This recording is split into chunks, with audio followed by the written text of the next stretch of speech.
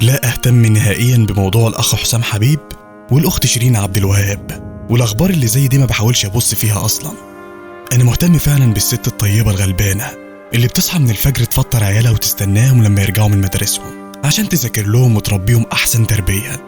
الست اللي بتحوش قرشين 3 من مرتب جوزها الضئيل عشان ما تحسسوش بضيق اليد.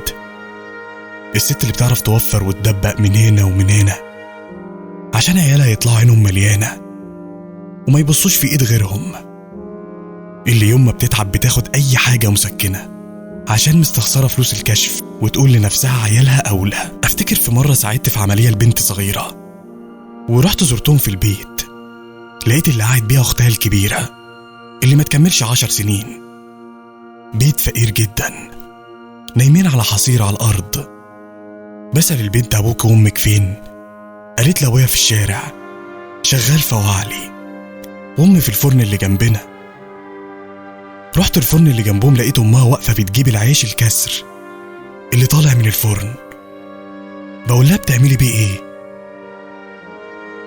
قالت لي بنزل اقعد بيه في السوق ابيعه واللي بيفضل باخده البيت ناكل منه. عينيا دمعت غصب عني وبقول لها طب ما تشوفي انت محتاجه ايه ونجيبهولك. قالت لي يا ابني انا فيا صحه اساعد جوزي عشان حاله واقف بقاله فتره بينزل من الفجر يقعد في الشارع يستنى حد ياخده شغلانه، وايام كتير ما بيبقاش في شغل وبيرجع يعيط. عايزين تعملوا بطولات نسويه؟ فعلا بصوا في بيوتكم، بصوا حواليكم، بصوا حواليكم في وشوش اللي شبهكم، بصوا في وشوش امهاتكم. هتفهموا وهتلاقوا بدل القصه مليون قصه، انما صياح ومناحه عشان شويه مليونيرات عايشين في دنيا تانية خالص ما يعرفوش عنكم حاجة أصلا، وانتم بالنسبة لهم شوية متفرجين بيزودوا لهم ملايينهم. ده اسمه هبل وتفاهة وشغل عيال مراهقين.